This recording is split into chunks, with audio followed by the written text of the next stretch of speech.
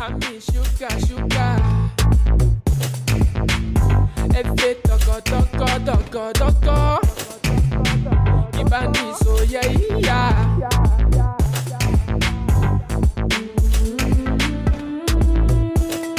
The alternative music scene in Ghana is quite big. In my opinion, it's a genre that was welcomed into our music scene officially not long ago, but it's really been around for a while. I mean, I can refer to it like the peasant tenants who at a point is recognized as a tenant, you know, in the household. For those of you who don't know what alternative music is all about, or being an Alte artist is all about, it's basically being an artist that is different from conventional genres or from conventional artistry. Most people would say mainstream, right? So if you are not mainstream, the umbrella term, quote unquote, is alternative artist, which means that you can take a genre and mix and match, merge, you know, experiment with and make something new, or come up with your own unique sound or your own you know, voice within music. And this is usually done by artists who are said to be indie. That's like independent, short for independent artists who don't like going according to the status quo. Tell me why you crying, no getting big deal.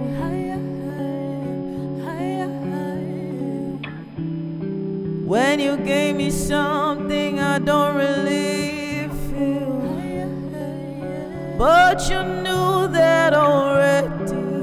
When I found you on the ground, you were dying. Now you come into my yard. Being Alte in Ghana is more about doing genres that most people do not do, you know, and also about the culture and the community that, you know, we are trying to build. It's more of, you know, introducing other people to sounds that they're not used to, or, you know, or fusing, you know, with the old and the new, and just creating something beautiful. I find comfort when I'm creating in the alternative scene, or alternative music scene, because it gives me more time to be able to express whichever feeling that I have. It's not boxed, it's not like something that everybody listens to in Ghana though, but then again it gives me the freedom to also fuse stuff. So I ended up creating, or finding myself creating, music that has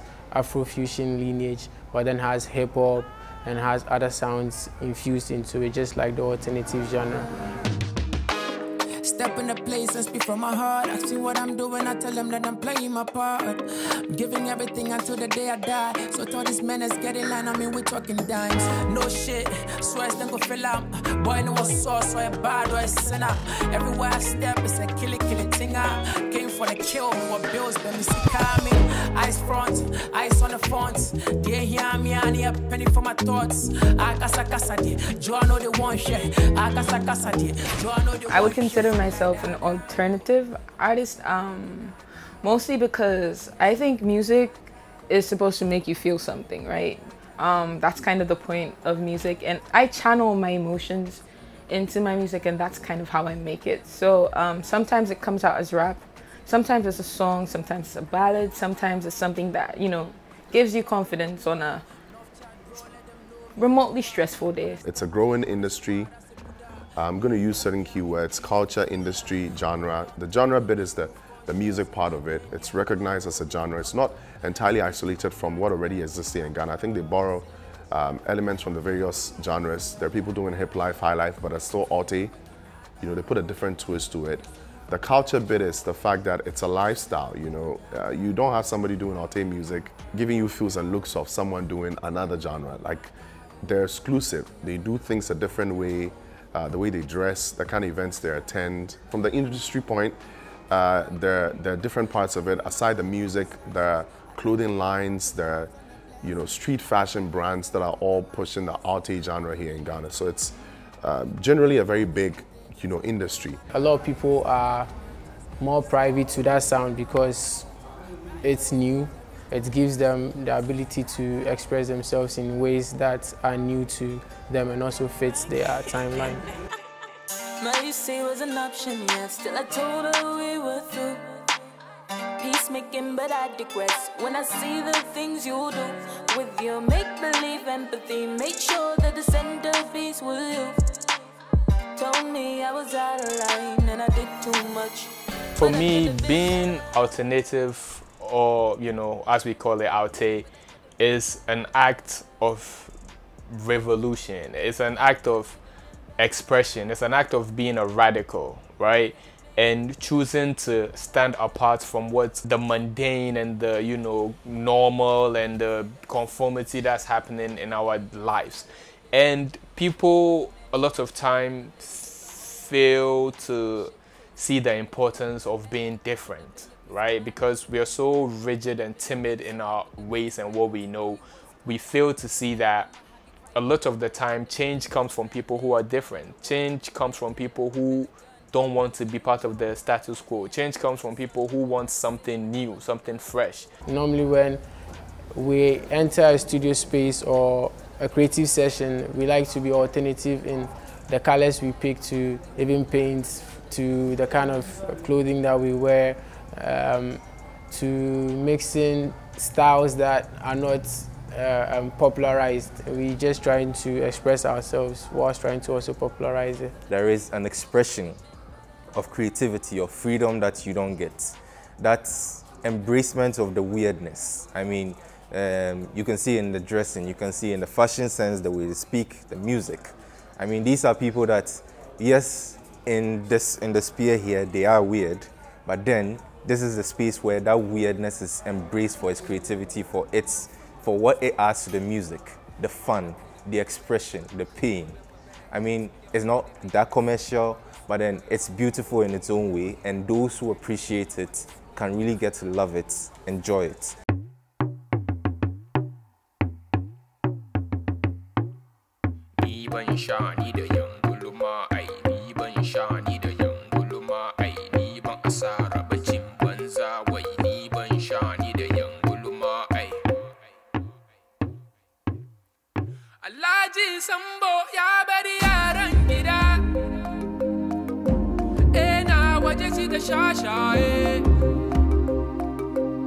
On radio, it's a refreshing part of our music. I say refreshing because, you know, for an urban person, someone who has worked on an urban brand for a while, it's mostly the genres that are, you know, exclusive to Ghana, the high lives and the rest, with an urban touch. But the Alte puts a different twist to it, you know. It's sounds you don't hear on a regular. They put elements that are not very common in producing music here in Ghana. So that's basically what alternative music is about. That's what Alte artists are all about. I'm sure you will hear lots of artists speak about their personal experiences. You realize how intelligent they are, how creative they are, how different that they are, and how their unique experiences all fit under the umbrella of being an alternative artist, or you know, being within the alternative music scene.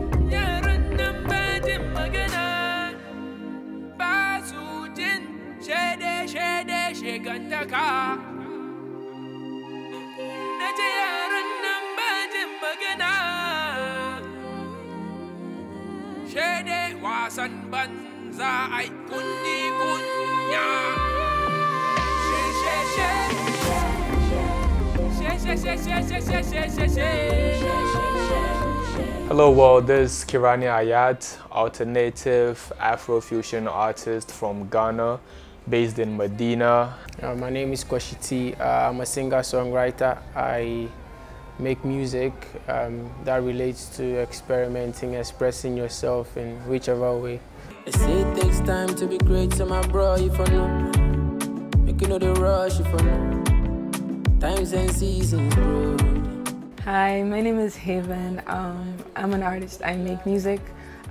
singer, songwriter, rapper. Yeah, I could have been better, smarter, shady. A little bit of yes and a little bit of maybe. Treat you as the man who couldn't treat me like a lady. Get the whole world thinking that you batshit crazy. I could have been better. Could have been your peace of mind, not your vendetta. Hello everyone, I go by the name Freddie Gambini, an Afrofusion artist, a producer here in Accra, Ghana. Everything be looking kind of fake, and it got me feeling kind of paranoid a little, but a little fit to cause you big gaze, a little fit to mess up your days. I hit the road and do it like a dawn.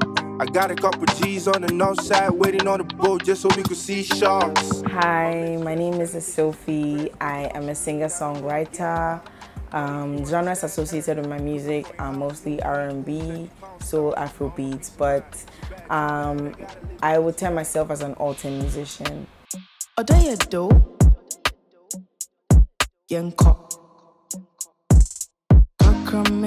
Crocrame, no bien me fao. Crocrame, no bien me fao. I'm Celine Elizabeth Teteki Ofori, known as Kiki Celine, that's my stage name. I'm a final year student of the University of Ghana, studying education, not teaching, but I did information studies and psychology as well. It's about to go down, eh? Wanna be your clown, it's so bad, oh, yeah. Can you feel the rhythm? God, I can feel the beat in my system,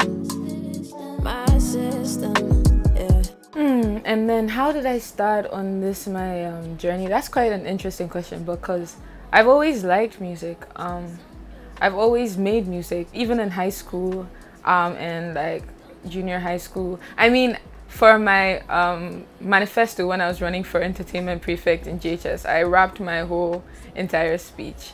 So like I've always been into music, and then I started a club for budding music intellects. But to start music professionally was something that was a circumstance that I was not quite expecting. Because you know the typical route, you expect you go through school, then college, then get a job, and then maybe when you have time or enough funds, then you can start, you know, pursuing your challenge. But then, like everybody experienced, COVID hit. And COVID hit at a time where my mom was sick, and she'd been sick for like 6 months, quite aggressive, malignant stage 3 breast cancer and stuff. That moved to her brain.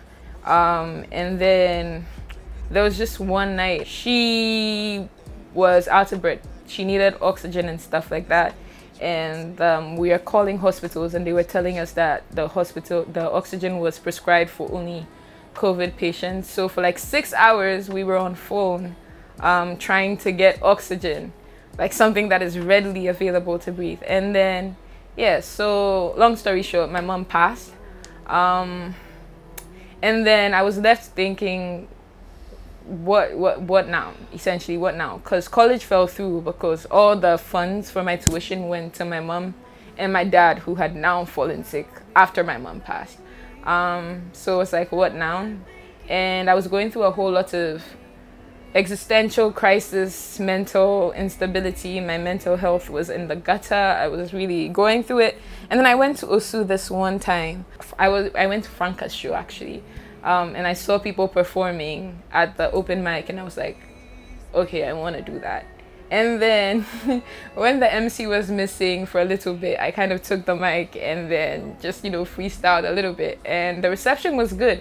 The reception was encouraging. I mean, it pissed off Franca a little bit, but then she called me back for another show, and then I started doing shows, and like it gave me that sense of purpose again.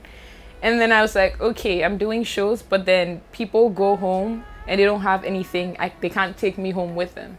So then I was like, okay, let me go to the studio. Let me try and, you know, put this digitally so that people can have something to go home to. So I ended up going to the studio in about December of that year. I don't know, my dates are messed up. But I ended up going to the studio and then recording Mood Killer. Oh, you're such a mood killer. I'm a mood killer. See the way I move, bitter. Tryna move to her, tryna kill my energy. with your fantasy. Trying to record a whole bunch of stuff, trying to figure out my sound, realizing that studio time was a whole different ball game from stage. I can do stage in my sleep, but studio time, So like now I have to experiment with sound and stuff like that. In terms of from where I came from, I did Afrochella, I did Jameson Connects, and then I did Ashesi and a whole couple of shows. So yeah, things are looking up.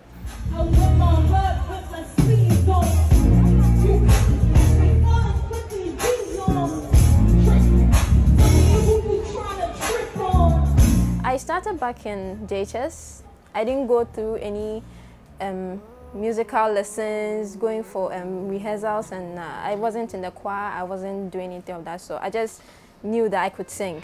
So the first time I stood in front of people to sing was Careers Day back in JHS, and I dressed up as a footballer with my hose and my boots, and who would imagine that I was coming to sing a gospel song in my football attire and coming. So I sang it, and then I was like, I loved the feeling, the way they were clapping, and at that point it got into my head.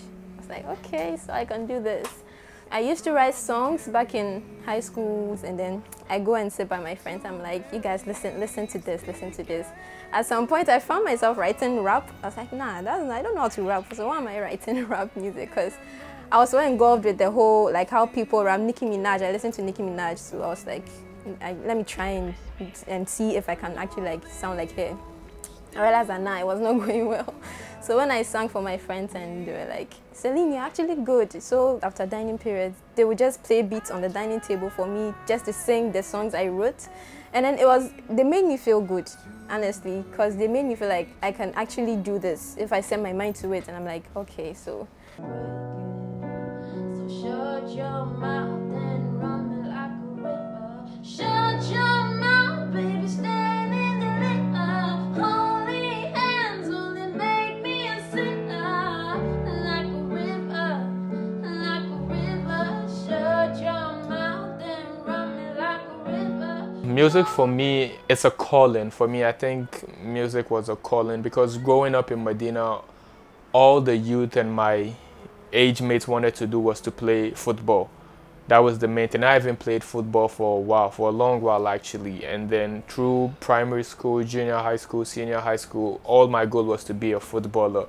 But that dream got derailed. And then somewhere along the line, music found me, to be honest. So music for me came very late in my life. About 4 years after high school, that was in 2014-ish. That's when I started making music. And it was someone called my bluff because I was jobbing to someone that I can rap.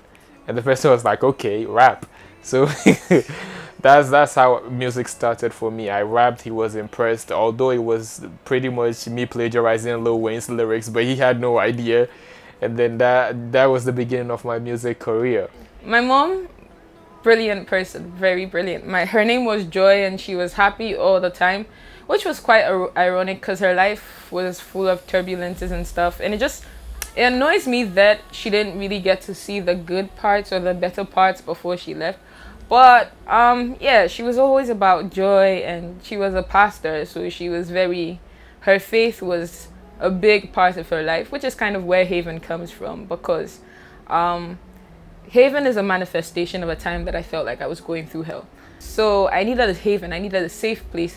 And then I felt like I was one step from grace, and my relationship with God was kind of shaky, because I thought, this is somebody who loves you more than anybody I ever knew. Why would you just take them away just like that? So Haven, Heaven, mixed it up, and then I got Haven. But my mom was really into the creative industry. She was a fashion designer, and she made perfume as well. So she was all about using your talents for the talents God gave you for, putting them to good use and stuff, and not just kind of putting them at the side. So she always encouraged me. I remember the first studio I went to was actually in Ashaman, and I was scared off, and my mom went with me to the studio. So she was sitting there the whole time with her handbag like this, and then it was like 4 hours. So she's always been someone who encouraged me to be different and be okay with being different. and to be okay with standing out, because she thought me that I wasn't someone who was meant to stand in, and that's okay. Yeah, because being half Nigerian, half Ghanaian, I always felt like I was too Ghanaian to be Nigerian, too Nigerian to be Ghanaian. And then when I go to public spaces, it's like, oh, are you from abroad? I'm like, nah, I'm from here. You take a mile in my shoes when I'm old and they news, then you find that I'm someone in violence. Never was college. I wear my heart on my sleeve so my soul will be deep in my pockets. I make mistakes that I don't know I make till I make. I'm a talent, but I ain't important. So I started music back in 2018 officially. I used to write poetry and stories, and I also used to sing, but I was a closeted singer, a closeted creative, and people did not know about that. That was back in high school. I started with recording covers, posting them, and then I started performing at places, but I was performing covers. So I wanted to sharpen my skills again and try my hands on writing an original song. And I wrote an original song in 2018 called Jueni. That was my first single. Get up, sorry, sir, not Jueni. Get up, sorry, sir, not Jueni. Move that body and groove to the tunes. Get up, sorry, sir, not Jueni. And I released it in 2019. And that was how my journey kick-started. When I released Jueni, I had a lot of feedback. Some were good and some were bad. It was very different. My very first song was Alte. Like, I wasn't even trying to be, you know, conform. It was just different. So a lot of people didn't understand it, but a lot of other people too were like, oh my God, this is different. This is unique, you know? So I took the good and I took the bad, and then I just went fully in. I knew that like this is something I wanted to do because I enjoyed making the music, I enjoyed performing, I enjoyed the whole process of being a creative. Growing up, we were open to listening to every music that's on radio. I mean, those times it was just radio. You didn't have a choice to choose what you wanted to listen to. But I think when we had the opportunity to start choosing sounds that we love and want to listen to, I think we started veering towards hip hop. I mean, I remember after watching Channel O did the rap thing that brought everybody on board. I think Reggie Rockstone was there. There was J-Town. There was Padlock, Brad Kevin, yeah, people like that sort of give us the opportunity to want to try hip hop and then mix hip hop with other sounds. I mean, at the time they were creating this Adoa-like hip hop songs, you know. Yeah, so those fusion and the idea of all those things have influenced what we make at the moment, or what I make personally. And I think an example is when I try to fuse hip hop and then Afro bashment with Nafchat, and I dropped it last year, and the feedback was great because a lot of people were looking for fresh sounds that reflected what they were feeling in the streets or what they are hearing when they go to their friends and all those things. Yeah, listening to people like Young Thug from outside, Lil Wayne and all those things influenced what we create and what we are creating at the moment. Yeah. But the dinner table of life, with the nigga say you go chew, with the nigga cry no monsieur. Slow down, the way up still goes down. It be by grace, no be no how. I don't want to be 1,000. Wake up, meditate. I grew up in a small town in the Volta region called Hohwe, where I didn't get the chance to experience diverse music because all I was in tune to was the popular songs that came out as at that time, and it was kind of different because getting to see these acts showcase their talent and then having the nationwide audience appreciate it was a very nice thing to see.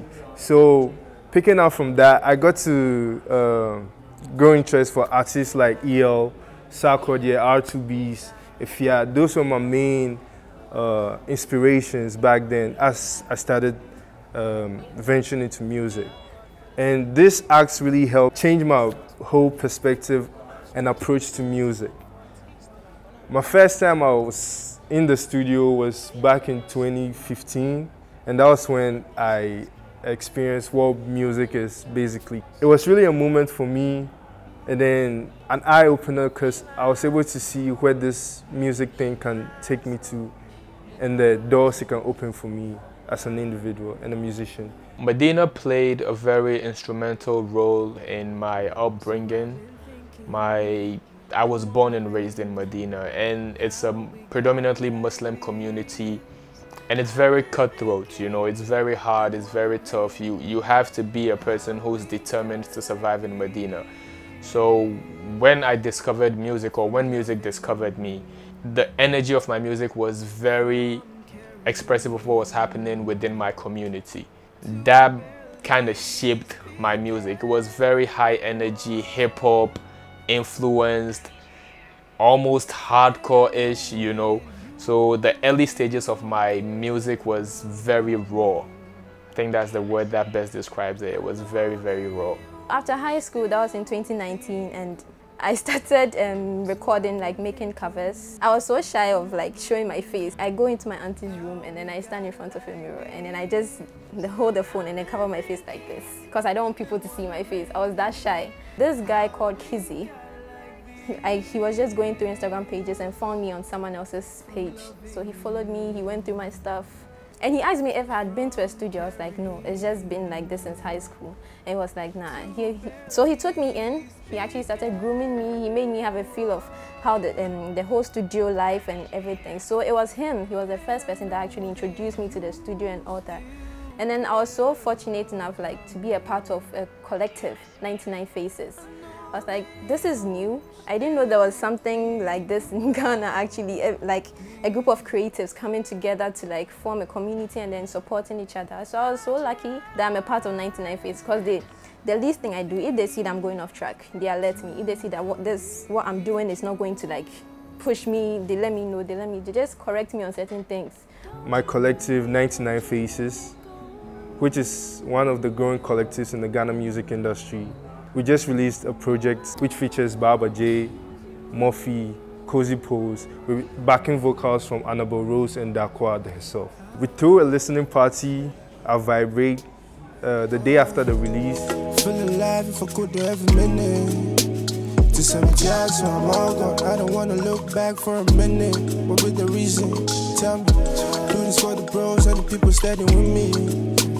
Allahu Akbar, we could do just fine with the message I be giving. Yeah, I stand firm, solid, no shaking, grandma, fuck your feelings. How the alternative community in Ghana is being appreciated, and all the faces that showed up were a beautiful community we wish to grow and upgrade in the few years to come. As I began to come into myself and began to learn more about where I'm from, you know, my lineage and all of that, I just started listening to more of music that's made from my roots, which is like Hausa music. And then most of Hausa music, they are griots. Like griots are the ones who were pretty much like messengers in the community. So it was listening to all those things that started inspiring the current state of my music. So that also changed how I see music, how I see my environment, how I see myself. Because previous Ayat was making hit, like you can't differentiate my music from a kid from the Bronx, because I was literally copying verbatim what I was hearing. But after coming into myself and learning more about my history and where I'm from, I found a new appreciation for that. And because I'm a huge hip-hop fan, the idea was to merge the two. And then over time, I found my own sound. And then that was like what was this single we dropped in 2016? Yeah, 2016, titled I Don't Know You. And it was the first time I rapped in Hausa. Ground up, Charlie. I'm Futo, woo! Eche, Gariya Wage. Young boy gotta hit the city, make this money on my mama, man. I gotta make them feel it, yeah, yeah. I'm Futo, woo! And it literally just took off. Prior to that, it was just English, and then just that coming into myself and making music in Hausa. It was Micheals. So that was the first song recorded at Ground Up Studios in 2016. That was the first time people even heard Ground Up Charlie in a song, and that song just took off. It just gave me more conviction and believing in myself, and literally knowing that just do you, represent where you're from, and there's an audience for that. Because I was making music in English, nobody cared. The minute I made music in Hausa, it just took off. So that was it. That was the refinement process for me. The feedback from the people have been that like they love this music. There's beauty in differences. Like everybody cannot do the same thing. Even me as an Alte artist, all the Alte artists are different. Like we are not the same. We are just a culture trying to bring, you know, differences together to create something beautiful. Whenever I perform live, especially, like people are like, wow, they didn't know like these kind of songs existed or these kind of people existed in this country. Like sometimes you see foreigners come like, these creatives exist in this country? And I'm like, yeah, we exist. Like we are even many, like, but then we don't get like the spotlight as often, but we exist, we are there, we're creating magic, and we are here to build a culture, yeah. The Alte scene in Ghana is a very small community, but a very good one, because I like how they appreciate everyone in the community and then looking to experiment with everyone in the community. My first experience in this very community was a Riabo show that happened last year, and I'm very grateful for Riabo for putting on that show, because that was an amazing experience. And it's really a beautiful thing to see, because community is all we have. If we are able to put in this much effort in building our community and then see how far it could get, I know it's going to be a very big thing to see in the future. And that's one of the amazing things about the Alte scene, because yes, in terms of they are having to be commercial and all that, but it's put down in a way that you as a person who has a music taste that is a bit different, varied, you enjoy it, you love it, and then you get to relate, because it's the relation aspect of the Alte scene. When you go to listening lunch, listening parties and all that, I mean, these are things you don't normally get when you're dealing with the mainstream. I mean, you go to a space where everybody is listening to these artists. They are at your disposal to approach them, to talk to them, to kind of talk about the shared feelings and expressions you have in the music.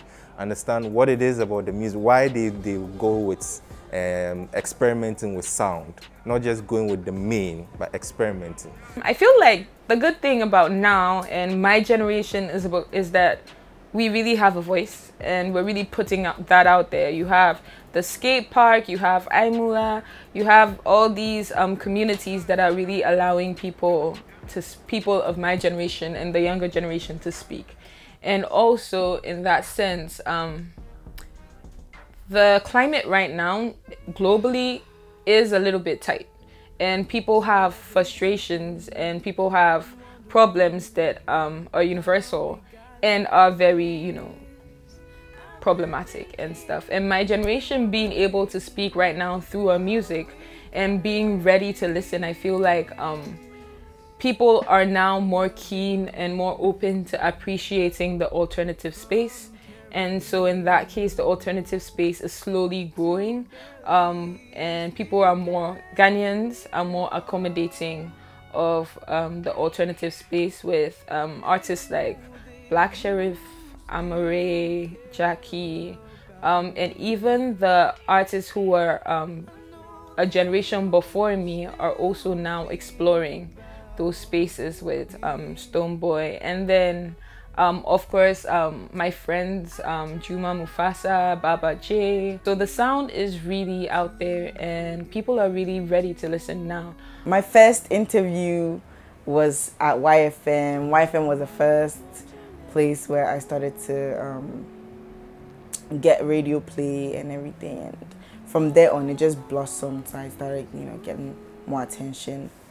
I would say that I started creating my own shows in 2022. That was last year. I started doing my own shows, and it was an experiment to see if people would put money or value to, you know, the experience I give them or I offer them.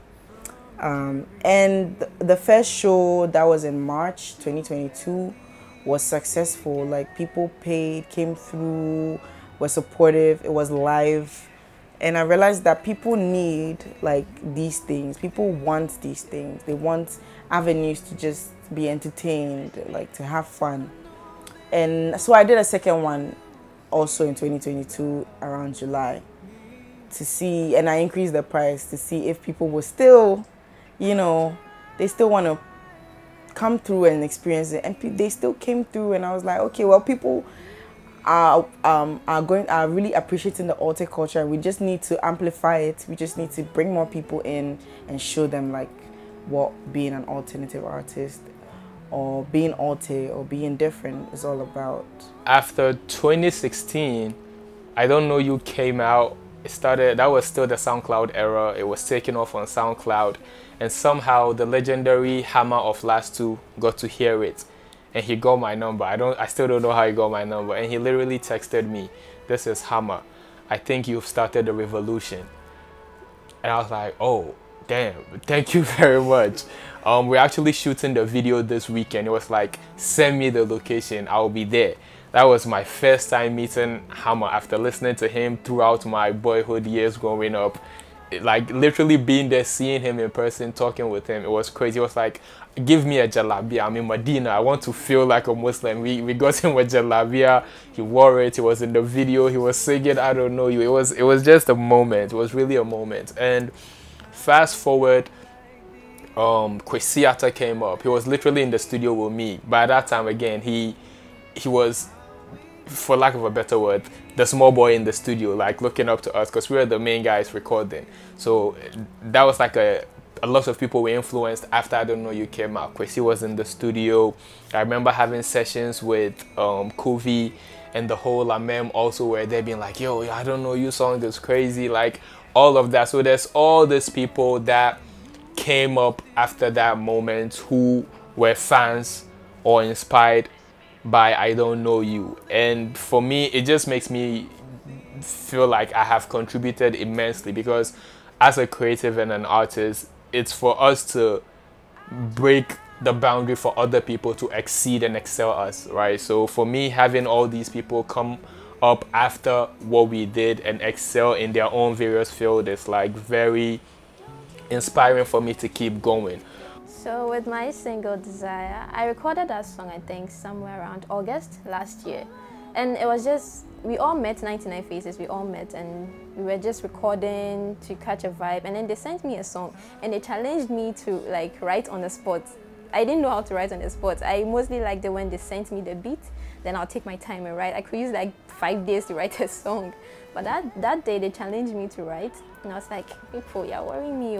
So I just sat down, and I had to rack my brain actually. So I just sat down and write. I was like, wow, I could actually do this. And when I recorded it, and then they were all jamming to the song, I was like, so Kiki, you can actually write on the spot, you can do it. I was like, yes. I just needed a little pushing to see that I could actually do this. Yeah. I'm in my 5th year in music. I have put out music every year, between 2 to 3 songs each year. And it's been a gradual growth, because I see that the music I used to do in 2019 is no longer the music I do now, and that has been one of my proudest moments. I released 2 EPs last year in 2022. The first one was Tory's Lounge, and the second one was Love Life, with a joint EP with producer Dre W.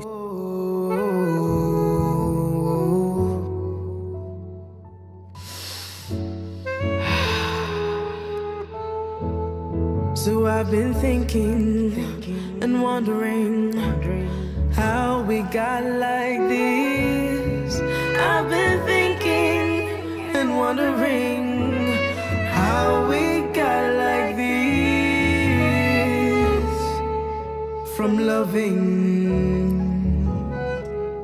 The sound has really grown, to be honest, from, you know, back then heavily house, trap, hip-hop, hardcore influenced, and with all its alternative blend to it, to what it is now. I feel like me currently, I'm in my final form, you know, because I'm so certain of what I'm doing. My music is very unique in a way that you hear it and you're like, this is Ayat music. You don't hear any, there isn't that many influences to it in a way that you can't say he sounds like this person or that person. You hear him and it's like, wow, this is something unique in its own way.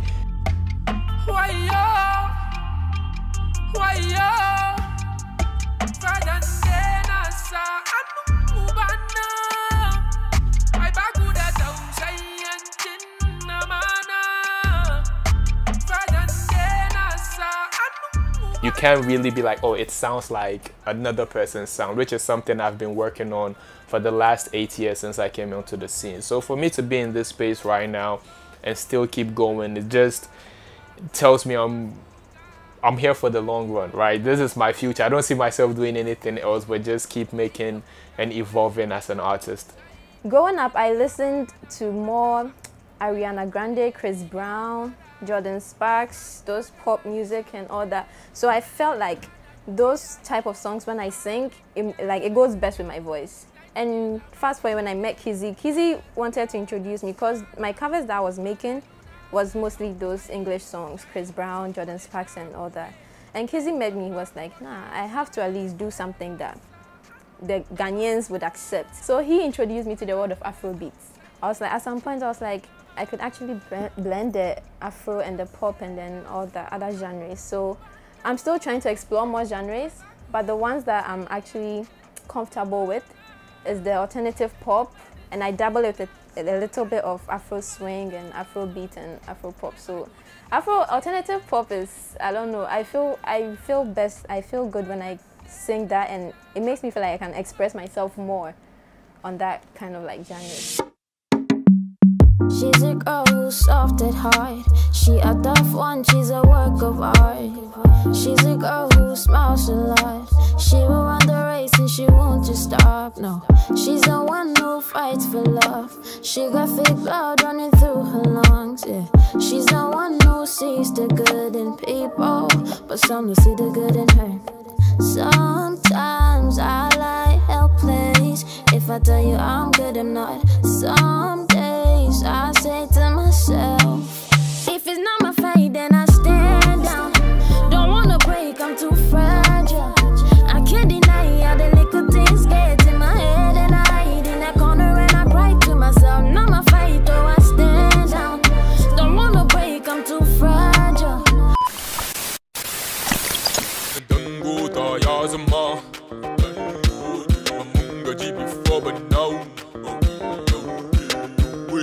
Head down. The story of my struggles motivate the dreamers too. Bazu, bazu, bazu, guda, guda, ay. Kaka jiwasa, nanga babu bajino. Yan siyasa, ukuma baya, please. Now you focus, check my focal priorities on my goals. Been on my toes, no day, fuck with the hoes. Boys, they don't do much, so I learn to keep my plans to myself. Now bazu, guda.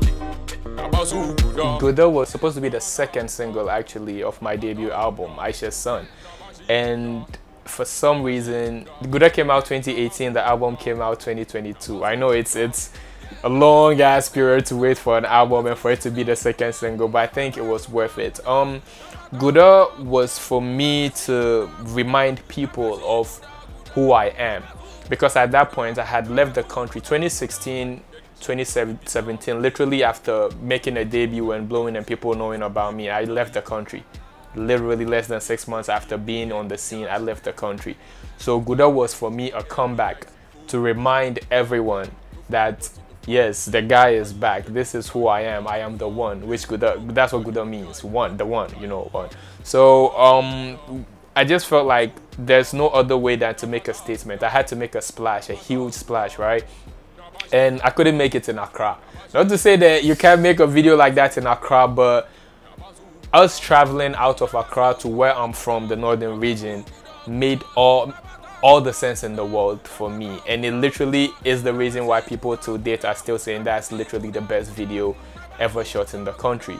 So I'd wanted to go, and also for me, ever since deciding to make music in my mother's tongue, representation has been very key and important for me. So Gouda was also part of that representation, because even for me, that was the first time I traveled to the north, and that's where I'm from, you know. So it was in as much as it was groundbreaking and such a new experience for the viewers, it was also a very new experience for me, because all the things I've seen and heard about the north was crushed once I got there. They were telling me it was dry, it was desert-like, the people were poor, you know, because that was the message that was constantly being churned out through our media of the north. But I got there, it was green. I was like, what? It was green, there was mountains, there was valleys, there's vegetation, the landscape is beautiful, there's animals, you know. So I was like, wow, how come I never see this on the news? Of course, what they are representing is also there, but how come it's always that narrative? How come there's none of this? There's so many tourist attractions and all of that. So I got there and I was like, wow, I thought it was going to be barren and dry, but it was so lush and so green. I was like, yo, we were supposed to make this trip. This is a pilgrimage we had to make, you know. And Gouda just came out so impeccable, to be honest. It came out beautifully. It was a moment, right? And to date, I'm still glad we took that trip. We were there for a week. We had so many challenges. We made libations because we had to go seek permission from the shrine and the chiefs and the heads in the village. It was a whole process that took a week and some days, but the result is very telling, and I'm glad I was the one to have done that. It did definitely bring a shift in the videos of Ghanaian artists, because ever since Gouda, everybody and their video has horses in it, even when they don't need horses in their video. Everyone's like, go bring horse, let's put it in the video. I'm like, why do you need a horse? But yeah, I'm glad that, you know, as a creative, every now and then we go through our ups and downs, and I feel a certain way, like, yo, I'm not where I need to be. But if I look at how I've been constantly influencing from artists, you know, who I came before and all of that, and where they are, and then the videos and everything, I'm like, yo, I need to just pat myself in the back and just keep going, you know, because I have definitely contributed to this scene, and I'm proud of that.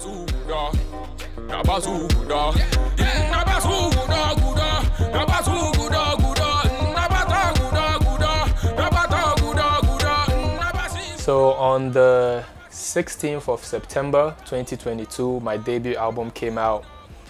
It was a moment for me because I've been working on it for almost since 2018, more than 4 years in that moment, and the reviews was amazing. I wasn't expecting much, not because it's now good, but because I'm an alternative artist, right? And in Ghana, we all know the type of attention alternative artists get. It's not like mainstream music, so I knew my fans would love it, but I didn't know what the general public would react to it.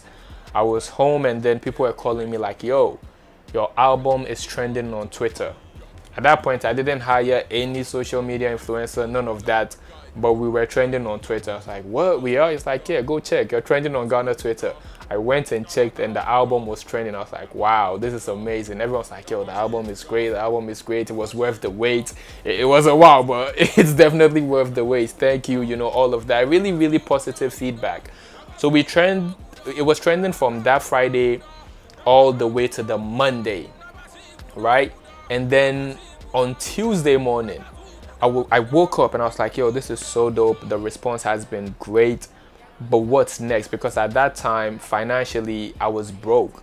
I'd put a lot in the album creation process, and I was still even owing people because I did the listening session that I still not even finished paying the venue and everything like that.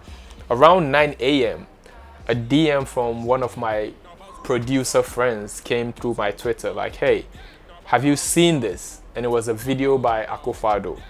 And I saw it was a montage of the president inviting people to Ghana. And there were several scenes in the montage that had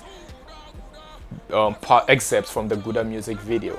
I was like, yo, that's my music video in there. And then the guy was like, yeah, that's what I'm asking you, have you seen it? I was like, no, I mean, I've muted this account, so I don't see whatever they're doing. And he was like, did anyone reach out to you? I was like, no.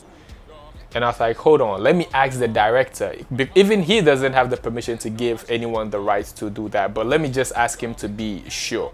I asked him, I was like, wait, what? No, nobody reached out to me. I don't even know about this. I was like, yo, I'm about to tweet about it. He said, yeah, definitely, let's tweet about it. So I made a tweet. It went viral. BBC picked it up. News outlets in Nigeria, pretty much all over West Africa and a lot other parts in Africa, BBC, like I said, and it just went viral. My phone started blowing up. Twitter was twittering as usual. It was just so many calls coming in. So at a point, I was like, put this phone on Do Not Disturb, and I just started seeking advice from people in the industry, people who know copyright and all of that, because I knew for a fact my rights has been violated and I need to be compensated, and I'm now about to back down from this situation, right? So I started seeking advice. I got in touch with all the right people, and the lawyer that I finally settled on was a fan of mine. Shouts to Mrs. Micheals. She was a fan of mine who has been following my music since 2018 and was following me on Instagram. I wasn't following back because obviously I didn't know who she was. I thought to fan all of that, and then we finally met and she was representing me, and she was like, aside everything that's going on, I'm a huge fan of yours. See, this is me following you. I was like, oh, I actually do know this account. But you know, she was like, yeah. So it was such a dope experience for me, and it was one of those, like, the universe working in your favor, because trust me, the album came out, it was great, but I was like so much stress thinking of how I'm going to pay my debts and what's next and everything. And just literally the weekend after the album came out on Friday, that weekend, the Tuesday, this happened. And I was like, yo, if anything, this is Jah, God, Allah, Nyame, whatever telling me continue what you're doing, because how on earth would this government agency do something like this and not do due diligence? And I'm laughing now, but it's such a serious matter that as a nation, we have this, there's no check and balances. That's the only way these things will happen. Because if there were actual proper checks and balances, someone would be like, hey, where did you get this from? Okay, is there permission given? Let's reach out. But none of that happened, you know. And for me, I was like, Charlie, alone, judges, you know, make it fall on my lap. So I was like, yeah, this one, the national cake, I go get a piece. I don't go joke with that. But yeah, so that's what happened. There was, you know, people wanted me to meet the president and all that. I was like, I don't think I want to do that.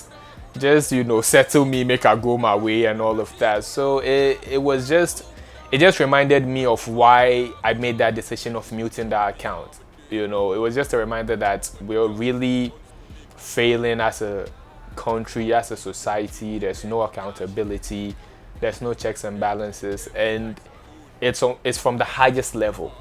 That's how come these things will happen, and it's continuing to happen. Sunana Kirani Ayat from Ghana. Bangijin ko waka bidnaka. Duniya me aiki keji. Ban hasadin kowa ka bidnaka. Don duniya me aiki keji. I would say Alte people are progressive, they are intelligent, they are fashionable. We are influenced by 2000s fashion, young Nollywood, young Gollywood. We don't judge people. We are very, very open and accepting. We are lovely people. So I would say that is the Alte culture. We are fashionable, we are loving, we are intelligent, and we are accepting. Yeah. Normally our target market would be the Gen Z, or people a bit not so old and not so young.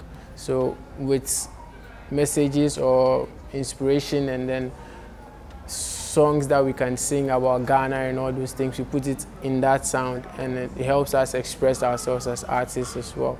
I'm really grateful for these acts for inspiring us to do more and to be able to create what we feel and then what is relevant. What I hope for the future is that artists are allowed to explore more, essentially. It doesn't have to be necessarily Afrobeat, or you don't have to say things a certain type of way to be African, because for me, being someone who doesn't speak as many African languages as well, and being told that I'm not sellable if I don't put like African languages that I don't speak myself in my songs, I think that I don't have to prove that I'm African in my song. All I have to be is just, you know, exist. I'm looking forward to like 5 years from now where Alte is not just that little genre that everybody looks at like it's for only young people or young people that you grow out of, but it's something that the way it is out there with in North America, where we have the Kodak Blacks and all that. Like, these are people that we can look up to as the next pioneers who are going to bring more to the music side, change it up, experiment with it, push it to the big scene, so that like we are not just competing with our neighbors, where we are behind them, and then we also get to do that and then kind of put ourselves out there, be big, and also go toe to toe and even better than them. I can say for a fact the Alte scene is due for the exposure it deserves. It needs to be a thing that people acknowledge. It shouldn't be a side thing no more. For the sustainability of the industry, right, to have some form of structure, we need to give equal attention to both so that there's variety. Don't let me turn on a Ghanaian radio and I hear 5 to 10 songs and they are all on the same tempo, they are all sang on the same key, more or less talking about the same subject. You understand? That's, for me, it's a disservice to the listener. Put in these alternative artists, put the sounds in there. For me personally, I've always been breaking bounds with my music, with my visuals, with the way I look, the way I think, all of that. So I feel it's important as an industry and as people for us to embrace what is not mainstream, right? Even if we don't yet understand it, find a way to let it fit in what we have already, what we know, the commercial stuff. Give a space for it so that people would have the ability to choose that, oh, okay, this is what I know, but I actually like this one too. It's also good. That's just, for me, the advice and the message I would like to put out to every key stakeholder in the industry. Don't be afraid, Charlie. I'm lost in your love. Lost, I'm lost in your love. I enjoy this trip. It's more than I can take. I enjoy this trip.